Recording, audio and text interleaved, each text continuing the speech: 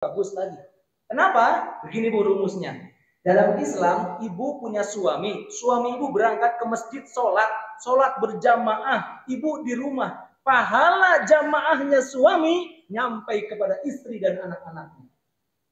Ibu punya suami ibu diam-diam sedekah. Suami ibu diam-diam sedekah, nggak laporan ke ibu. Itu pahalanya sampai kepada istri dan anak-anaknya. Karena kan pahala yang paling diutamakan sampai mendapatkan naungan Allah di padang mahsyar adalah rajulun tasaddaqa bi sadaqatin fa akhfaha hatta la ta'lama shimaluhu ma tunfiqu yaminuhu. Orang yang bersedekah sampai-sampai tangan kirinya nggak tahu apa yang disedekahkan oleh tangan kanan, itu sampai dapat naungan Allah di padang mahsyar. Tangan kiri ini dianalogikan orang terdekat kita.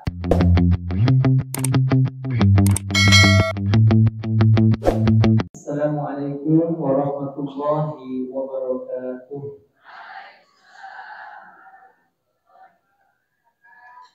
Alhamdulillahi rabbil alamin wa bihi nasta'inu ala umuri dunya waddin. Wassalatu wassalamu ala asyrafil anbiya'i wal mursalin nabiyina Muhammadin wa ala alihi wa sahbihi ajma'in. Qala Allah Ta'ala fi kitabihil karim wa huwa asdaqul qailin. A'udzu billahi as-sami'il 'alim minasy syaithanir rajim. Wa idh ta'adzana rabbukum la in syakartum la azidannakum wa la in kafartum inna 'adzabi lasyadid. Wa qala aydan fi suratil ukhra ya ayyuhalladzina amanu taqullaha wal tanzur nafsum ma qaddamat lighad wattaqullaha innallaha khabirum bima ta'malun. Al-ayat sadaqallahul aliyyul azim. Wa qala Nabi sallallahu alaihi wasallam fi riwayatil Muslim man kana yu'minu billahi wal yawmil akhir falyasil rahimah. Pertama dan yang paling utama, tentu kita senantiasa bersyukur memuji hanya kehadirat Allah Subhanahu wa taala atas limpahan karunia nikmat yang Allah berikan kepada kita semua, sehingga kita masih diberikan kesehatan, kekuatan, waktu dan kesempatan untuk bisa duduk bermuajahah di majelis ini dengan harapan mudah-mudahan pertemuan kita pada pagi hari ini betul-betul menjadi pertemuan yang terlimpah curah keberkahan, rahmat serta ridho dari Allah Subhanahu wa taala. Salawat bermutiarakan salam tentu kita berharap senantiasa tersampaikan kepada uswah hasanah kita semua, baginda Nabi besar Muhammad sallallahu alaihi wasallam, manusia mulia yang kita jadikan sebagai satu-satunya figur suri tauladan sejati.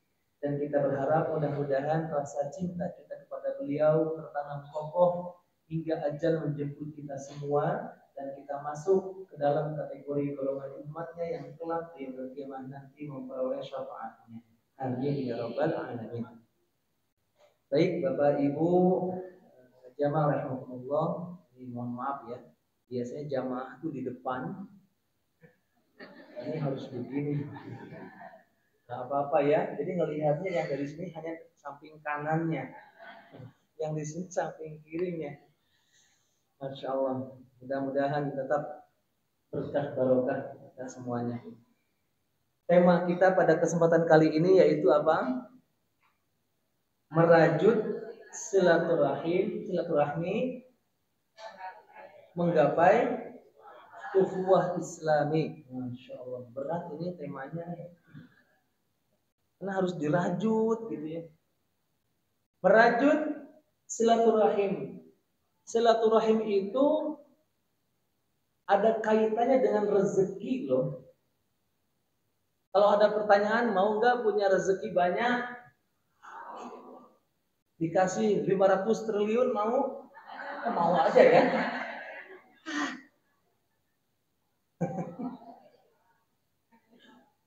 Iya ya, lupa. Urusan rezeki pasti mau aja ya, yang penting banyak. Dikasih umur panjang mau? Dikasih 200 tahun mau nggak? Kok aneh ya? Rezeki 500 triliun tahu. Umur 200 tahun, kenapa nggak mau? Kelamaan ya. Ya itulah kita pengennya yang enak-enak aja. Padahal segala ketetapan Allah itu sudah sesuai akarannya dan itu baik menurut Allah Subhanahu wa taala dan juga buat kita yang menjalankan selaku hamba. Nah, dalam kesempatan ini tema kita menjadi bahan renungan buat kita. Ketika kita tahu bahwa ingin kita punya rezeki, ingin Allah lapangkan rezeki kita, salah satu caranya adalah dengan memupuk tali silaturahmi. Ini silaturahmi ini bahasa Indonesia loh ya. Kalau bahasa Arabnya apa? Silaturahim. Nah, silaturahim. Kalau silaturahmi, ini bahasa satirannya. Jadi Nabi Shallallahu Alaihi Wasallam pernah mengingatkan dalam sabdanya, "Man kana yu'minu billahi wal yaumil akhir, falyasil rahimah." Barang siapa orang yang beriman kepada Allah dan hari akhirat, maka hendaklah dia menyambung silaturahim. Jadi tanda orang beriman ini ternyata bisa dilihat dia mudah silaturahim. Suka enggak silaturahim ke tetangga? Suka ya? Atau ke saudara suka ya? Itu salah satunya. Apalagi ketika Nabi SAW bersabda juga di hadis riwayat yang lainnya dikatakan, man aroda ayyub satolahu fi rizqihi wa ayyun sa'alahu fi atharihi falyasil rahimah. Barang siapa orang yang ingin dilapangkan rezekinya dan dipanjangkan umurnya, maka hendaklah dia menyambung silaturahmi. Jadi enaknya padahal silaturahmi itu kan nyenengin ya, ketemu teman, bisa ngobrol, bisa ngerum. Jangan pilih ya. Ini ujiannya silaturahim itu kayak gitu. Ya. Wah, kita ini yuk, kita apa namanya? Istilahnya reuni. Maka silaturahim itu reuni. Tapi ujiannya apa? Udah datang reuni, pamer-pameran. Ya. Itu ujiannya banyak. Di setiap wilayah, setiap ranah dalam ilmu agama, dalam hal keagamaan, pasti akan ada aja ujiannya. Sekarang dalam silaturahim kita sekarang, ini kan kita lagi silaturahim ya, betul? Ada pahala tidak? Ada. Kita duduk sekarang ada pahala ya, sepakat. Tapi ada enggak ujiannya? Ada. Apa ujiannya? Ngerumpi, apalagi? Selfie, apalagi? Hah? Udah. Iya. Enggak, tapi itu hanya selingan saja. Enggak apa-apa. Yang pasti Nabi SAW pernah mengingatkan kita dalam sebuah sabdanya, la yazalu qadama 'abdin yaumal qiyamah hatta yus'ala an umrihi fi ma'af. Tidak akan bergeser kedua telapak kaki seorang hamba pada hari kiamat nanti sampai dia ditanya tentang umurnya dihabiskan buat apa. Maka umur kita yang Allah berikan berapapun jumlahnya, ini akan ada pertanyaan akhirat. Mari makanya kita manfaatkan umur itu di jalan Allah. Oh, salah satunya apa? Ini merajut silaturahmi. Kalau nggak bisa hari ini contoh kosong jadwal, aduh ngapain ya? Terpikir, mau silaturahim, teleponlah teman, assalamualaikum, Mbak Yu, pripun kabaripun? Kumaha tuh? Misalnya. Terus akhirnya ada di rumah enggak mau silaturahim, manfaat. Jadi enggak hanya diem di rumah, bosen, luntang lantung, enggak ada. Akhirnya apa? Apalagi? Kemudian salah satu tanda keberkahan rumah kita saja itu ternyata rumah kita yang didatangin oleh tamu. ada orang yang silaturahim ke rumah kita, itu tanda keberkahan rumah kita. Maka mari kita siasati gimana caranya ada orang, keluarga, famili, saudara, tetangga yang bisa berkunjung ke rumah kita. Oh, buat catering katanya. Bikin catering. Jadi sekarang kita kalau rumah kedatangan tamu tuh rasanya gimana? Seneng apa senang? Seneng apa gerenyeng? Ustaz, masa banyak tamu terus nanti makanannya enggak? Nah, itu tuh. Kalau mikirnya makanan habis, rezeki habis, pasti jadi masalah. Tapi ternyata tamu yang datang ke rumah kita itu mendatangkan keberkahan. Ada keberkahan. Makanya budaya di Arab itu kalau ada orang berkunjung ke rumahnya, senangnya luar biasa. Bahkan sampai dipanggil keluarga-keluarganya. Terutama yang misalkan kalau tamunya laki-laki, ya dipanggil anak laki-laki, anak-anak keluar, ini ada tamu, senang, disambut. Bahkan ditawarkan nginep maksimal 3 hari bermalam. Tawarin, kalau kita kan enggak ya. Kapan pulang? Lama banget. Enggak. Tawarkan, kenapa? Itu per detiknya tamu yang berkunjung ke rumah kita mendatangkan pahala-pahala dari Allah. Kalau mau tahu. Makanya ada rasa senang, suguhin apa yang ada. Wah, apalagi kita punya catering. Suguhin keluarin semua. Setuju tidak? Tenang ya, habis ini tenang. Jadi, silaturahmi itu bukan hanya mendatangkan pahala Allah, memanjangkan umur dan melapangkan rezeki. Ini caranya. Makanya urusan rezeki itu bukan kita kejar dengan apa? Dengan kerja dari siang sampai siang lagi, dari pagi sampai pagi lagi. Tidak. Rezeki itu, urusan rezeki itu sudah ditakar oleh Allah dan tidak akan tertukar. Tidak usah khawatir. Halo? Halo? Semuanya punya rezeki? Alhamdulillah. Memang tidak semua orang tidak punya, ada yang tidak punya gaji, tapi sudah pasti semuanya punya rezeki. Itu aja. Karena kan rezeki itu masih umum ya. Umur rezeki bukan. Pasangan rezeki bukan. Anak rezeki. Waktu luang bisa tenang menunaikan sholat. Anak soleh solehah masih bisa senyum, masih bisa jalan. Itu tuh rezeki ya. Jadi jangan dipikir rezeki itu hanya duit, uang aja. Enggak. Rezeki itu luas.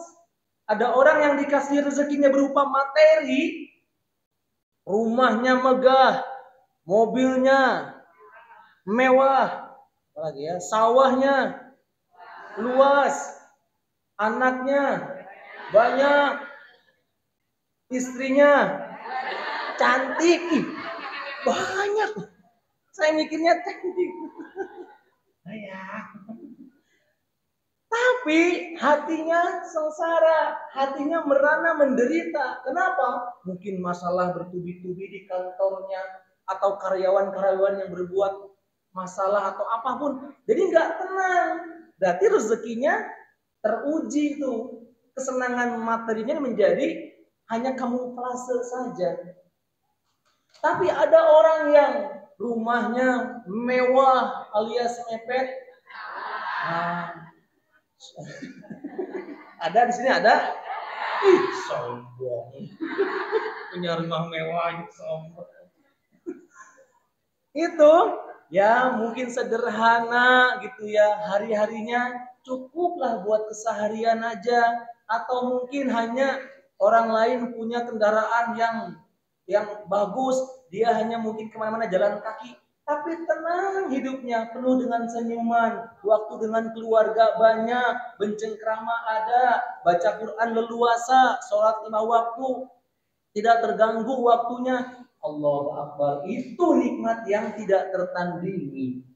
Dibandingkan kita sibuk kerja, waktu sholat hanya waktu tersisa, waktu bersama bercengkrama dengan keluarga hanya nyari-nyari waktu sedikit saja, sehingga terasa jauh rasanya, kok dekat di rumah kumpul tapi hanya minim waktunya. Ya Allah, itu bukan kebahagiaan yang sejati.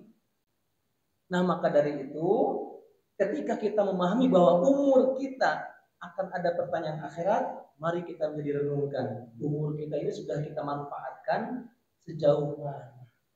Makanya kalau pas lagi doa sama Allah minta umur, mintalah umur yang bukan yang panjang sekarang. Ya, boleh minta umur panjang dan berikan ya Allah, berkahilah umur ini ya Allah, berikan manfaat di sisa umur kami yang berapa lama lagi ya Allah.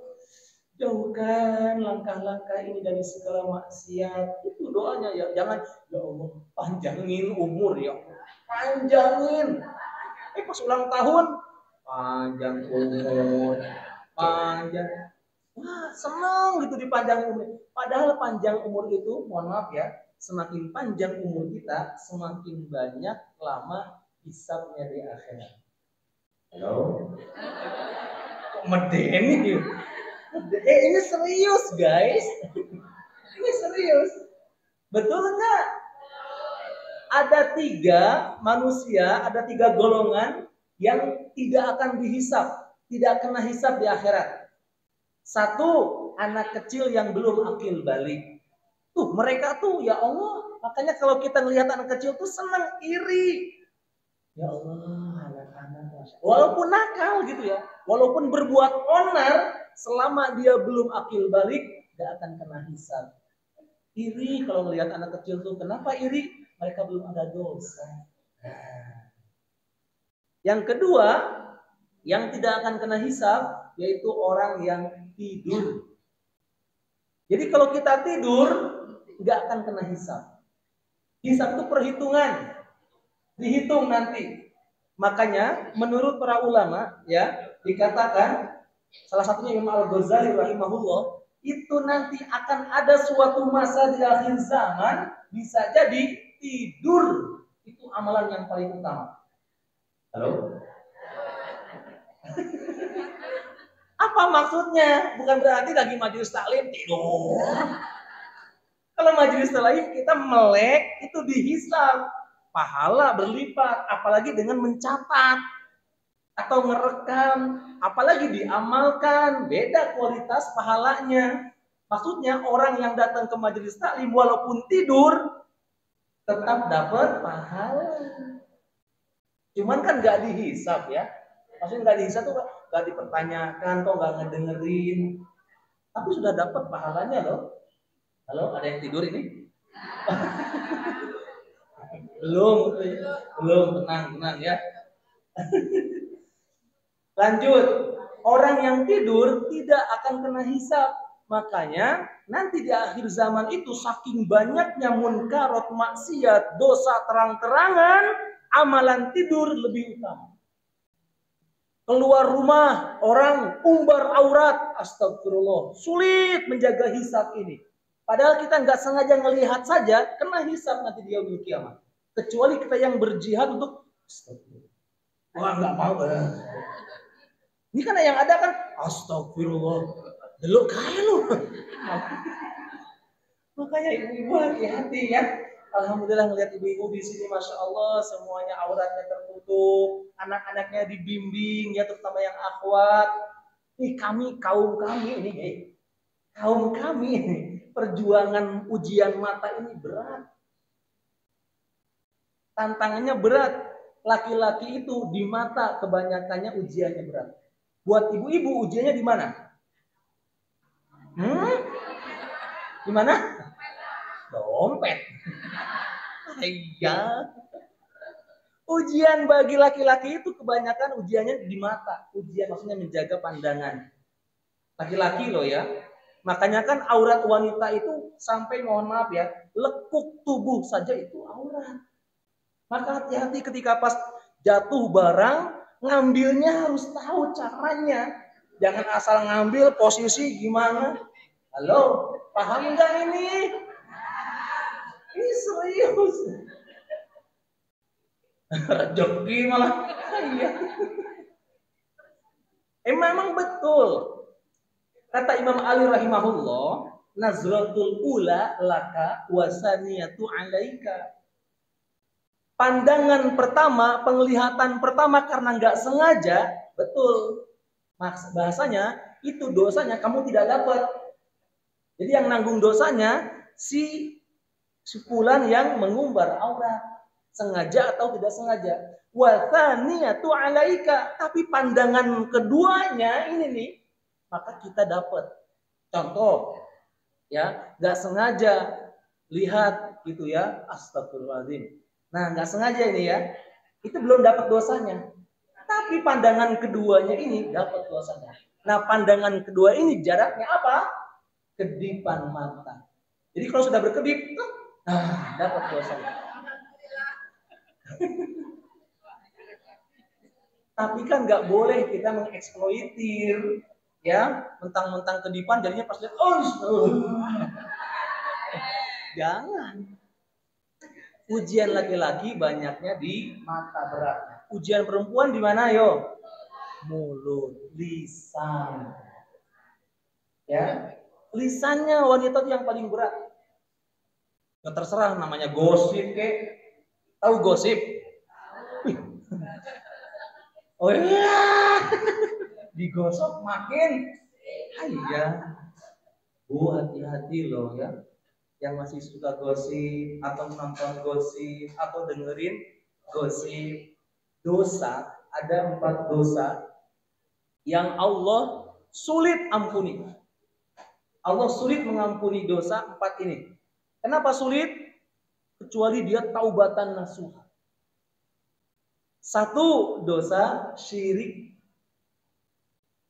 menyekutukan Allah. Padahal masalah syirik ini diklasifikasi oleh para ulama banyak, termasuk ada 2. Syirik akbar yang besar. Kalau yang besar itu sudah terang-terangan, kita sholat, kita puasa, kita ibadah sama Allah, tapi kita juga memberikan persembahan kepada selain Allah. Tapi kita juga ada rasa yakin kepada entah namanya pohon, entah namanya batu, entah namanya barang apa. Nah, itu syirik yang sudah akbar. Syirik asgor, ini banyak sekali. Salah satunya, contoh, kalimat kita nggak sengaja ketika anak kita sakit atau bagaimana, ada yang nolongin. Ya ampun, makasih, untung ada jenengan. Kalau nggak ada jenengan, mungkin anak saya sudah. Nah, kalimat ini jatuh ke dalam ranah kemusyrikan. Bahwa kita menjatuhkan keyakinan gara-gara bapak ini, si fulan ini, anaknya jadi selamat atau enggak sakit atau enggak mati. Paham ya? Atau apalagi coba kalimatnya yang mendekati kemusyrikan. Banyak. Wah, saya tuh gak tahu kenapa ya. Selama saya belajar ini, akhirnya saya tuh mampu, saya bisa. Ini buktinya bahwa dialah karena belajar dirinya, akhirnya dia mampu di posisi sekarang. Terus apalagi kalimat-kalimat yang itu menjauhkan kepada Allah, padahal dia sanggup seperti saat ini atas izin Allah. Bisa dipahami ya? Jauhi coba kalimat. Atau apapun anak-anak, ini gara-gara ini nih, gara-gara kamu akhirnya ini jadi seperti ini. Tuh, hati-hati. Disebabkan si fulan, akhirnya terjadilah demikian. Padahal segala terjadi semuanya dalam genggaman kekuasaan Allah. Ya, qadarullah sudah terjadi seperti ini ya sudah, apa-apa, besok lain waktu jangan diulangi ya. Nah, itu salah satunya siasatnya. Makanya kalimat apapun yang menjurus kepada kemusyrikan, hati-hati. Salah satunya yang dicontohkan pernah terjadi, bukan dicontohkan, dialami oleh Nabi Musa alaihi salam. Nabi Musa itu pernah Allah uji dengan sakit gigi. Bayangkan, sakit gigi pernah belum ini? Wah, itu lebih sakit daripada liver ginjal, jantung, paru-paru, layak, diabetes, komplikasi. Kenapa? Karena kalau liver, jantung, diabetes dan sebagainya itu lebih keren lah. Kok bisa diopnam, ya? Udah gitu ada yang jenguk, ada yang doain. Kalau penyakit gigi, sakit gigi, boro-boro ada yang jenguk, apalagi yang doain. Maksudnya mantap. Nabi Musa kemarin pernah Allah uji dengan sakit gigi. Masya Allah, spontan ketika itu Nabi Musa mengadu sama Allah, ya Allah, betapa sakit gitu ya. Rasanya gigi ini, tolong kasih tahu obatnya. Nabi Musa itu dikatakan kalimullah. Beliau itu bisa ngobrol sama Allah langsung tanpa pelantara malaikat Jibril. Makanya julukannya kalimullah. Nah, ketika itu Nabi Musa bermunajat, ya Allah kasih tahu obatnya apa kalau bahasa kita ya. Allah Subhanahu wa taala langsung memberikan informasi, ya Musa ambil pakai daun itu. Para ulama sepakat daun ini berupa rerumputan. Kayak rumput-rumputan gitulah ya. Ambil daun itu, ya dioleskan dan sebagainya lah pokoknya. Seketika sakitnya Nabi Musa itu qadarullah sembuh. Alhamdulillah Nabi Musa bersyukur. Ternyata setelah sembuh, beberapa bulan kemudian sakit giginya muncul lagi. Lihat, ketika itu Nabi Musa sakit gigi berikutnya langsung ingat apa? Ingat daun. Beliau langsung nyari daunnya, dipakai, dioles-oles-oles, gak sembuh-sembuh. Akhirnya ngadu sama Allah, ya Allah kenapa? Kok dulu saya sakit gigi, engkau perintahkan pakai daun ini, sembuh. Sekarang kok nggak sembuh? Kenapa? Langsung Allah tegur. Karena dulu ketika aku uji engkau dengan sakit yang pertama, kau langsung ingat sama aku. Ya, memohon kepadaku. Aku yang memberikan penyakit, aku juga yang menyembuhkan. Tapi ketika aku uji dengan sakit yang sama, sakit gigi yang sama, kau justru malah lupakan aku. Kau campakkan aku. Dan kau lebih dulu ingat kepada daun. Nah, lihat. Ini sekelas Nabi saja diuji. Padahal kita sudah sering banget ya, kalau pas sakit kepala, ingat. Ingat apa? Masing-masing. Itu. Hanya sakit demam saja ingatnya sama obat tertentu. Sudah berapa kali ya? Iya. Renungkanlah. Ya, ini buat renungan kita. Jadi ketika obat, daun, ramuan, jamu ini hanya pelantara, bukan nggak boleh. Tapi jangan sampai menjatuhkan keyakinan obat ini bisa menyembuhkan. Makanya hati-hati. Ya. Kalau lagi iklan sakit kepala, Anda pusing-pusing, minum dagurin. Jangan. Ya, intinya kembali lagi. Jadi urusan umur kita itu akan ada pertanggungjawaban. Dan yang ketiga tadi siapa? Orang golongan yang tidak akan kena hisab siapa? Orang yang gila atau hilang akal, itu nggak kena hisab. Makanya Bapak Ibu kalau tahu, Ustaz, orang gila itu nanti di surga apa di neraka? Jawabannya? Halo, ini. Loh, mereka juga berhak loh dapat surga neraka. Orang gila itu tempatnya nanti di surga apa di neraka? Bingung ya. Tergantung. Tergantung. Selama dia menjadi gila, itu tidak kena hisab. Tapi, sebelumnya amalnya seperti apa? Paham ya? Itulah. Tapi jangan sampai kita punya rencana jadi biar nggak kena hisab katanya. Repot. Kembali lagi lah ya. Intinya kita selaku hamba beriman, orang beriman, teruslah bergerak untuk berbuat baik, untuk beramal soleh, memberikan manfaat, menebar kebermanfaatan kepada siapapun, minimal kepada keluarga terdekat kita, gitu ya. Jangan sampai umur yang kita rasakan dari Allah berikan kita sia-siakan hanya untuk maksiat, hanya untuk melakukan munkarat. Ini kita majelisnya namanya majelis tahsin. Masya Allah. Biasanya kan majelis taklim, ini majelis berarti ini belajar tahsin terus ya. Gak usah mikir, ya sudah tua, saya nggak bisa. Gak usah. Justru saya iri sama jenengan. Di usia jenengan yang ini berapa sih? Kayaknya masih pada gadis ini. Balita ya? Ini usia balita semua. Barisan 50 tahun ke atas.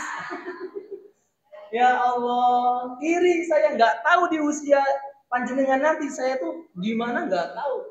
Entah masih ada di dunia atau mungkin memanfaatkan umurnya dengan apa, nggak tahu. Makanya saya demi Allah iri. Kenapa? Karena saya melihat jenengan di usia sekian, Masya Allah, sudah banyak amal-amalnya. Ya, ingat, jangan punya target, punya tujuan harus pengen mahir. Yang penting istiqomah, ya. Iya. Ini beneran istiqomah buat ini belajar. Ya maaf Bu istiqomah. Karena istiqomah itu berat. Betul? Yang gampang itu istirahat. Maaf ini Bu. Enggak, jadi kita ngaji tahsin itu istiqomah, yang penting datang belajar. Jangan, saya sudah 3 tahun belajar nggak bisa. Hati-hati. Nanti pahalanya berhamburan. Karena targetnya pengen bisa sih. Nggak menjamin bisa mahir itu Allah suka, nggak menjamin. Ada orang di zaman sekarang yang mahir baca Quran. Jago pandai baca Quran, tapi sudah aras-arasan, males, karena sudah merasa bisa. Yang Allah lihat itu keistiqomahan kita dalam amal soleh. Siap ya? Tapi yang sudah mahir itu lari, ya. Kemudian wa an ilmihi fima aflah. Ilmunya akan ditanya, diamalkan kemana ilmunya. Nah makanya urusan Al-Quran, Bapak Ibu sekalian, silahkan jadi renungan bahwasanya Nabi SAW pernah mengingatkan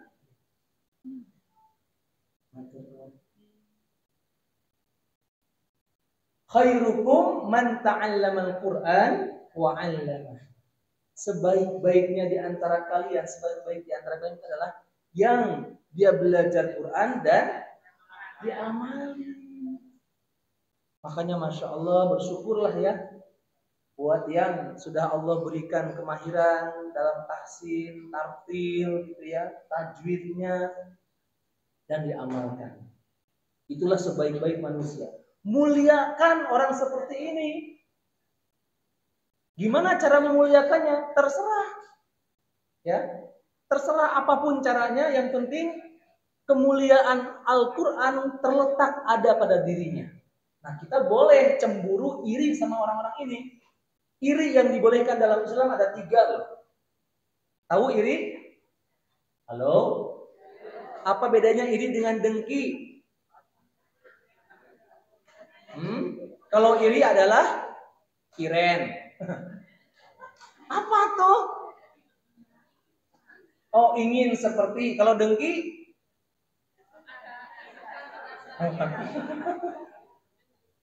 Oh, gitu ya. Iya. Iri dengki itu bedanya. Kalau iri letaknya masih di hati. Kalau dengki sudah terucap dengan lisan atau dengan perbuatan. Gini, kita ngomong di depan.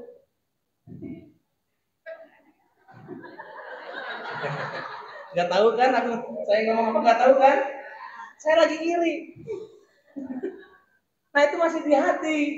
Ya, ada orang pakai mobil bagus, temennya tuh diem di hatinya ngomong aja. Nah ini masih iri, paham? Tapi kalau sudah ngomong, dulu teman saya dia pasti boleh izin. Nah, ini udah dengki. Paham? Iri dalam Islam dibolehkan ada 3 hal. 1, irinya sudah habis nih. Ini sudah habis nih. Sampai jam berapa? Terakhir ya. Irinya orang kepada orang kaya yang dermawan. Halo? Kedengeran nggak? Oh, ada. Oh iya. Tenang, tenang. Masih semangat semua? Iri yang pertama kepada siapa? Orang kaya yang dermawan. Ya Allah, si fulan itu Masya Allah. Kalau ada siapapun yang, ya orang siapapun kok dikasih aja nggak pernah nggak ngasih. Iri boleh kita.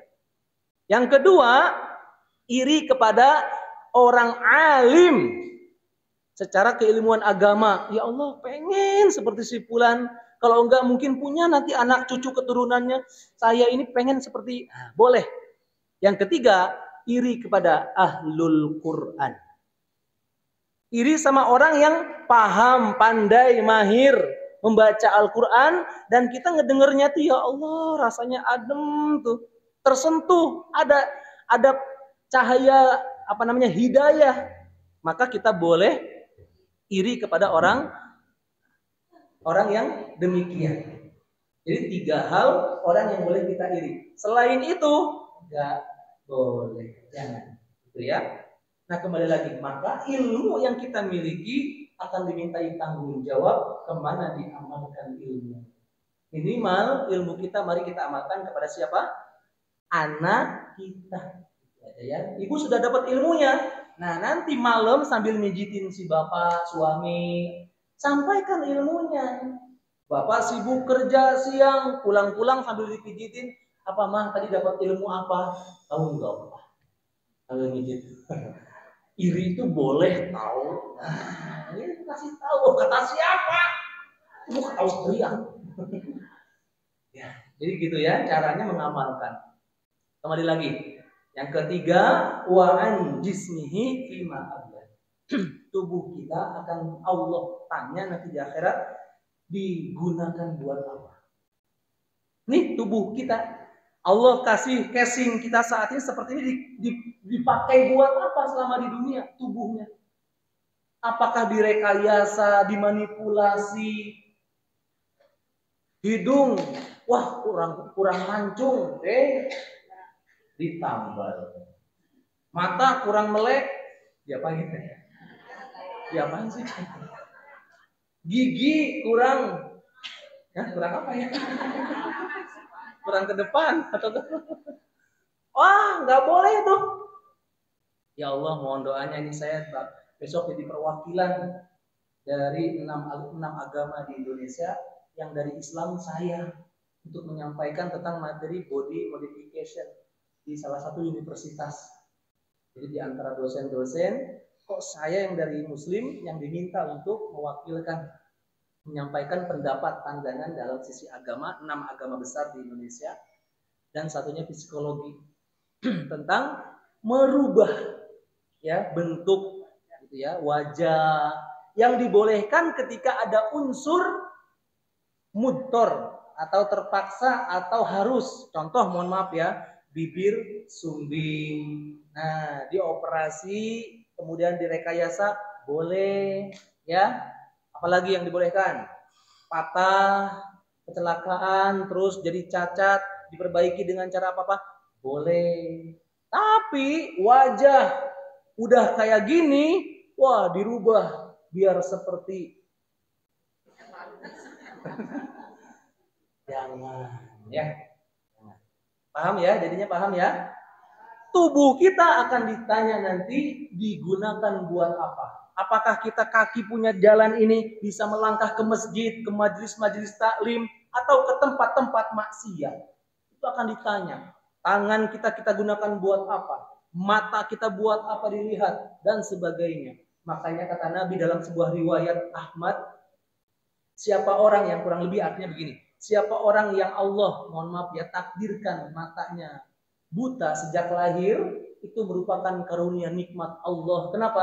Dicabut sebagian hisabnya, Masya Allah. Jadi nikmat buat si fulan. Kenapa? Karena nanti di akhirat matanya nggak kena hisab. Sedangkan kita mata, telinga, mulut, tangan, kaki, semuanya akan dimintai tanggung jawab. Dan yang terakhir, yang keempat, yang dipertanyakan di yaumil qiyamah nanti adalah wa an malihi min aina iktasabahu wa fima anfaqah. Hartanya ditanya, dari mana didapat, kemana disalurkan. Dari mananya ditanya, kemananya disalurkan ditanya. Beratnya luar biasa masalah harta. Makanya kita harus sudah tahu dari mana nih sumber harta kita. Halal tidaknya sudah jelas. Harta yang paling berkah kata Nabi adalah harta yang diperoleh hasil keringat sendiri. Hasil keringat kita kerja, ya ngapain kek keluar. Selebihnya ya dari investasi, dari apa, ada bagian-bagiannya. Tapi yang paling berkah kata Nabi, yang ketika kita bekerja memperolehnya, maka itu yang paling berkah. Makanya dari 100 rezeki yang Allah turunkan dari langit, 90%-nya adalah dari berdagang, berniaga. Itu yang paling berkah. 10%-nya apa? Ya bisnis, investasi, tipu menipu, hutang piutang dan sebagainya. Itu juga sama rezeki. Makanya kita harus tahu rezeki kita sumbernya dari mana dan disalurkan kemana.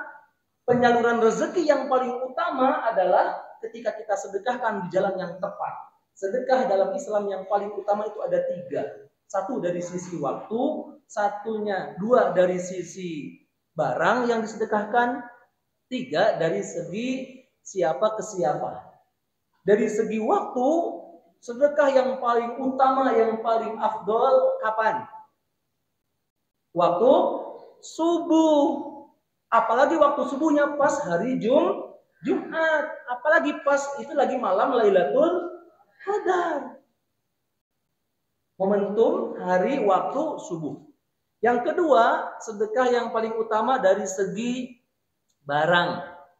Dari segi barang. Apa? Air. Air. Makanya air itu sumber kehidupan manusia yang lebih pokok. Buat mandi, buat masak, buat bersihin najis lah, buat minum, konsumsi. Apalagi tubuh kita manusia, berapa persen itu? 75% lebih isinya adalah air. Dan yang ketiga, dari segi siapa ke siapa? Dari siapa? Sedekah yang paling utama dari siapa ke siapa? Dari seorang suami kepada istrinya. Yang paling besar pahalanya. Halo? Oh Ustadz, kan kalau suami nafkah itu udah wajib. Oh sedekah masuknya kategori pahala sedekah.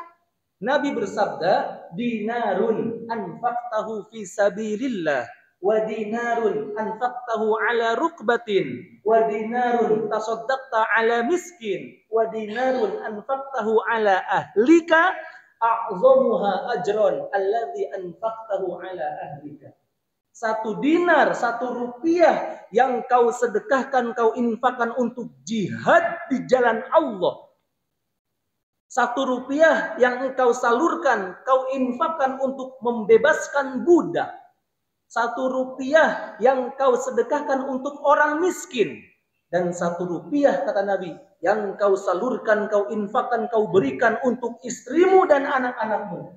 Pahalanya kata Nabi lebih besar yang engkau berikan untuk istri dan anak-anak. Makanya ibu ketika dapat rezeki gaji dari suami, alhamdulillah. Suami ngasih misalkan gaji bulanannya 12 juta. Kurang. Oh enggak, amin. Kalau kurang saya tambahin nih. Gitu ya. Bahkan termasuk kategori sedekah, nafkah itu termasuk sedekah, termasuk nafkah batin. Tahu nafkah batin apa? Nah, kata Nabi, spermatozoa yang disalurkan ke dalam ovarium yang halal, paham maksudnya ini? Itu termasuk sedekah. Halo? Alhamdulillah. Gak usah panjang-panjang, nanti kemana-mana. Baik, nah inilah uraian kita tentang mari kita rajut silaturahim kita karena siapa?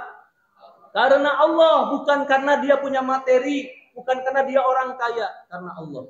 Ikat, ya. Kemudian niatkan semua kita pertemuan ini karena Allah dan besok pun kita berpisah karena Allah. Karena kita tidak tahu rezeki umur kita berapa lama lagi di dunia.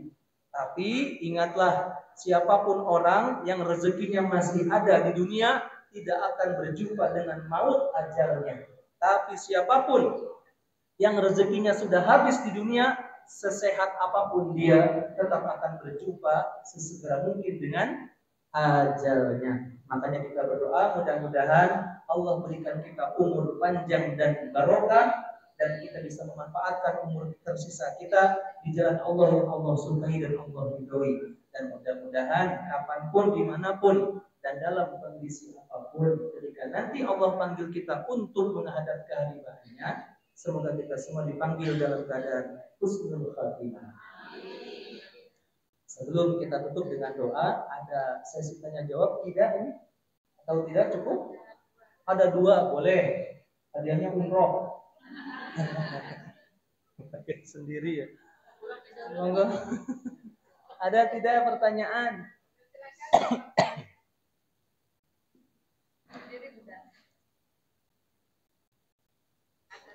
Monggo, silakan. Waalaikumsalam warahmatullahi wabarakatuh.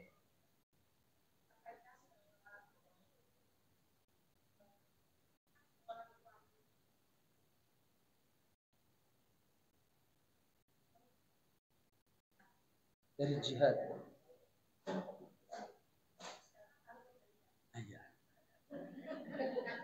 Ini bukan curhat loh ya. Ini ada seorang suami gitu. Oke, bagus. Betul.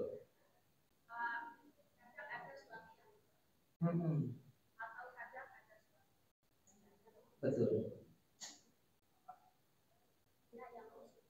Betul. Iya.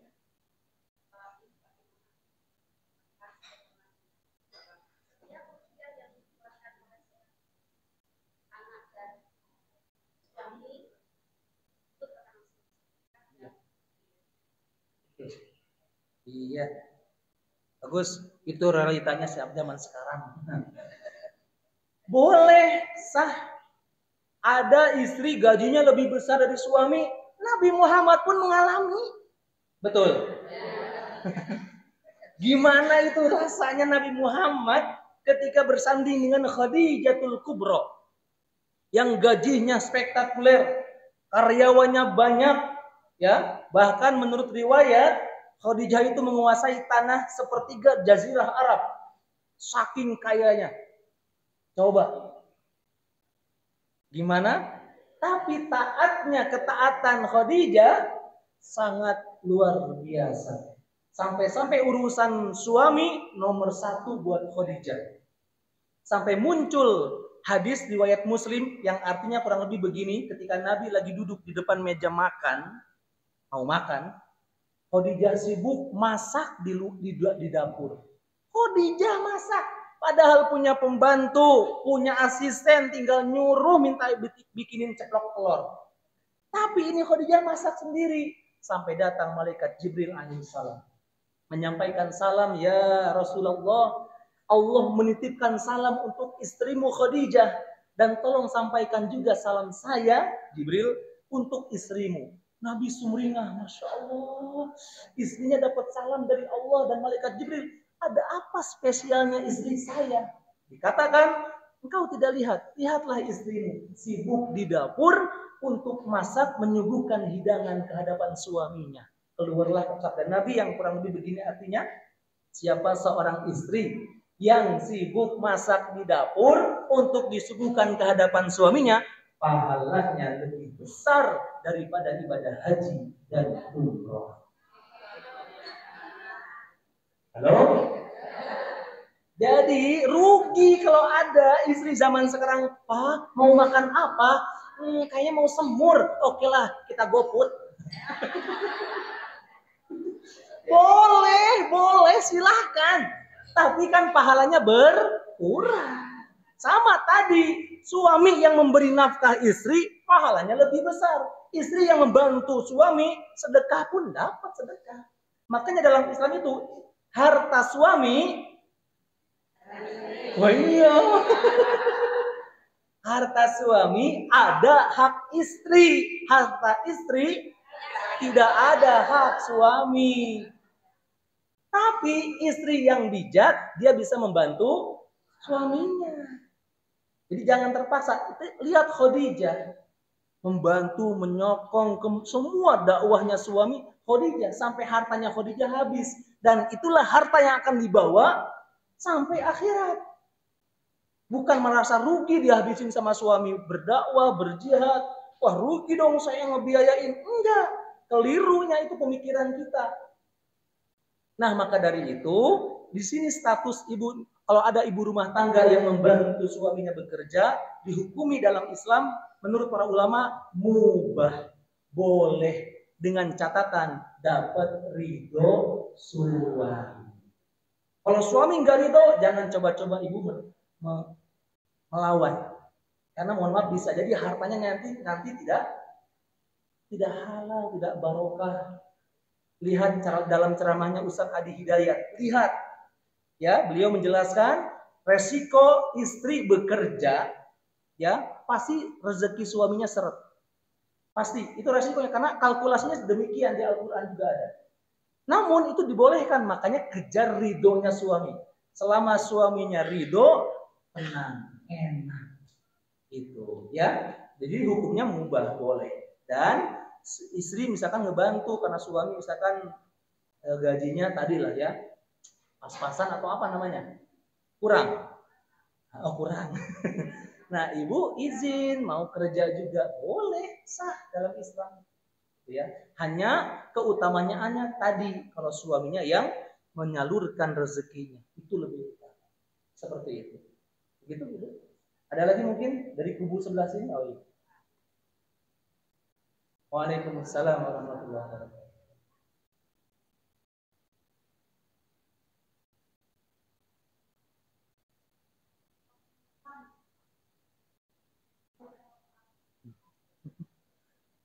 Jadi sampun ibu. Lapor Pak. Apakah istri kalau mau sedekah harus izin suami? Jawabannya harus. Ini sebagai etika, memahami tentang otoritas suami. Tapi keharusan ini enggak harus setiap mau sedekah izin, enggak. Contoh di awal pernikahan, Pak, atau ibu ketika ibu punya rezeki sendiri, ya, Pak, ibu, saya punya rezeki gini, gimana kalau nanti sedekah, boleh enggak ya? Gitu, paham ya? Jadi di awal, sehingga ketika pas ke depannya pun aman. Jadi nggak harus setiap ini izin, walaupun lebih bagus lagi. Kenapa? Begini Bu rumusnya. Dalam Islam, ibu punya suami ibu berangkat ke masjid sholat berjamaah, ibu di rumah. Pahala jamaahnya suami nyampai kepada istri dan anak-anaknya. Ibu punya suami ibu diam-diam sedekah. Suami ibu diam-diam sedekah, nggak laporan ke ibu. Itu pahalanya sampai kepada istri dan anak-anaknya. Karena kan pahala yang paling diutamakan sampai mendapatkan naungan Allah di padang mahsyar adalah rajulun tasaddaqa bi sadaqatin fa akhfaha hatta la ta'lama shimaluhu ma tunfiqu yaminuhu. Orang yang bersedekah sampai-sampai tangan kirinya nggak tahu apa yang disedekahkan oleh tangan kanan, itu sampai dapat naungan Allah di padang mahsyar. Tangan kiri ini dianalogikan orang terdekat kita. Bagi suami tangan kanan, siapa tangan kirinya? Istri. Nah, maka suami ibu rajin sedekah, ya Allah, ibu keciptakan pahalanya. Tapi beda ketika ibu sedekah, suami tidak dapat pahalanya. Makanya minta ridhonya. Kalau minta diridhoin, ibu tenang, enak. Karena apa? Memang dalam Islam khusus buat kaum emak-emak dianjurkan oleh Nabi, perbanyaklah sedekah. Loh, kok bisa?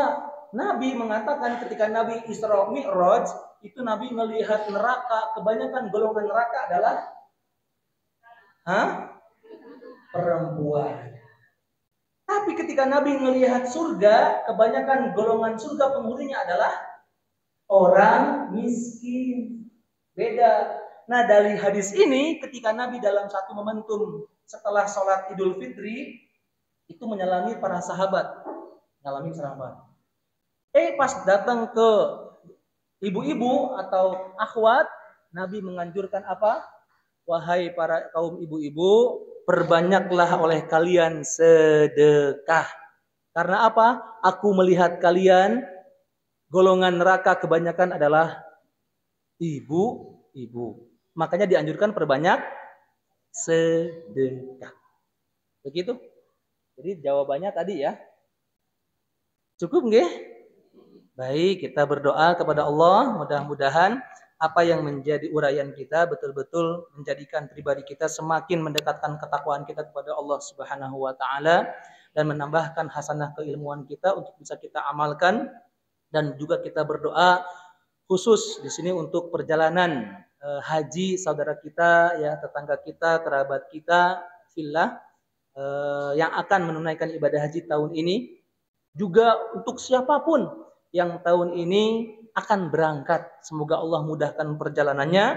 Allah berikan setiap langkah menjadi butir-butir pahala yang Allah ridhoi.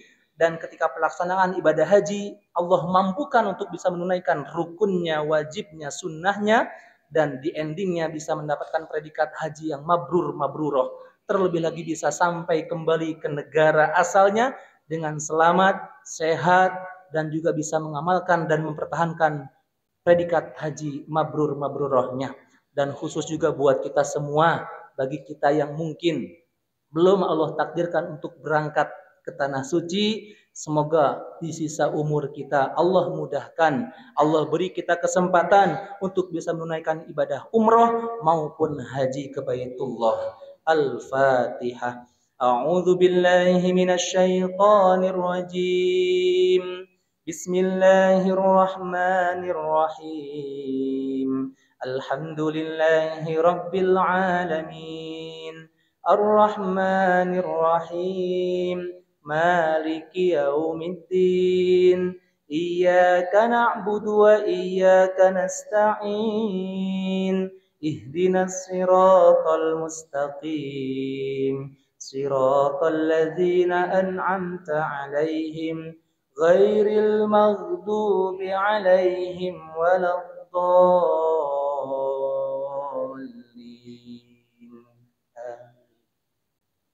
Bismillahirrahmanirrahim. Hamdash syakirin, hamdan na'imin, hamdan yuwafi ni'amahu wa yukafi'u mazidah. Ya Rabbana lakal hamdu kama yanbaghi li jalali wajhikal karim wa 'azimi sultanik. Allahumma salli ala Muhammad wa ala ali Muhammad wa sallim wa radiyallahu ta'ala an kulli sahabati Rasulillahi ajma'in. Allahumma lakal hamdu kulluh wa lakal syukru kulluh wa lakal mulku kulluh wa biyadikal khairu kulluh wa ilaika yurja'u amru kulluh alaniyatuhu wa sirruh.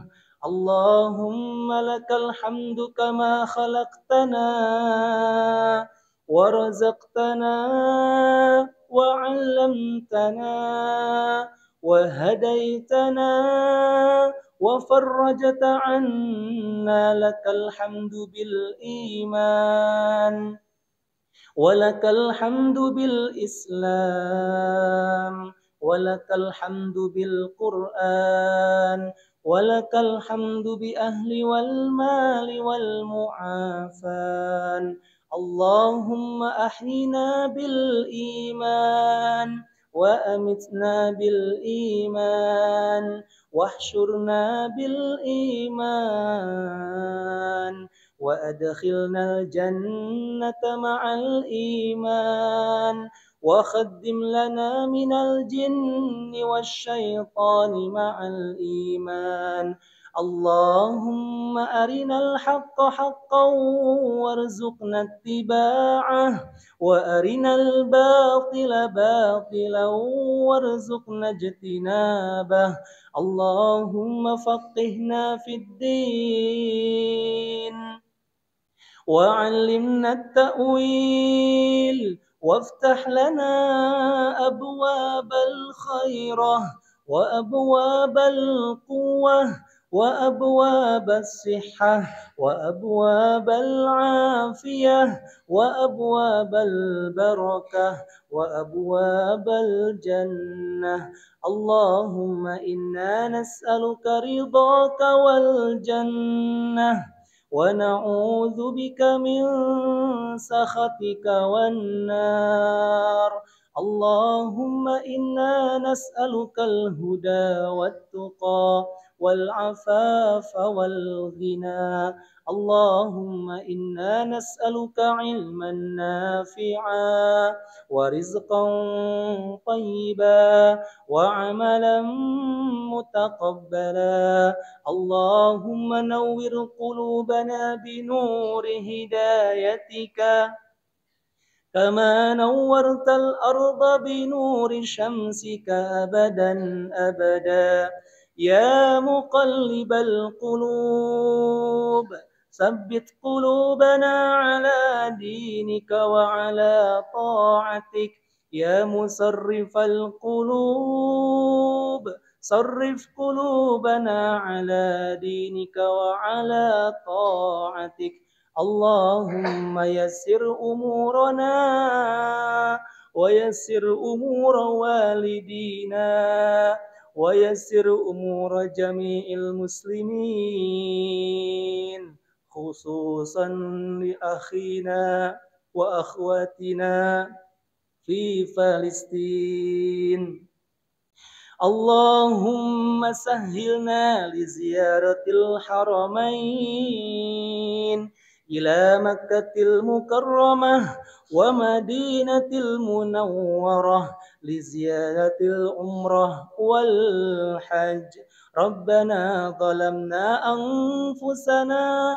وإن لم تغفر لنا وترحمنا لنكونن من الخاسرين ربنا أفرج علينا صبرا وثبت أقدامنا وانصرنا على القوم الكافرين ربنا هب لنا من الصالحين ربنا هب لنا من أزواجنا وذرياتنا قرة أعين واجعلنا للمتقين إماما ربنا أوزعنا أن نشكر نعمتك التي أنعمت علينا وعلى والدينا وأن نعمل صالحا ترضاه وأدخلنا برحمتك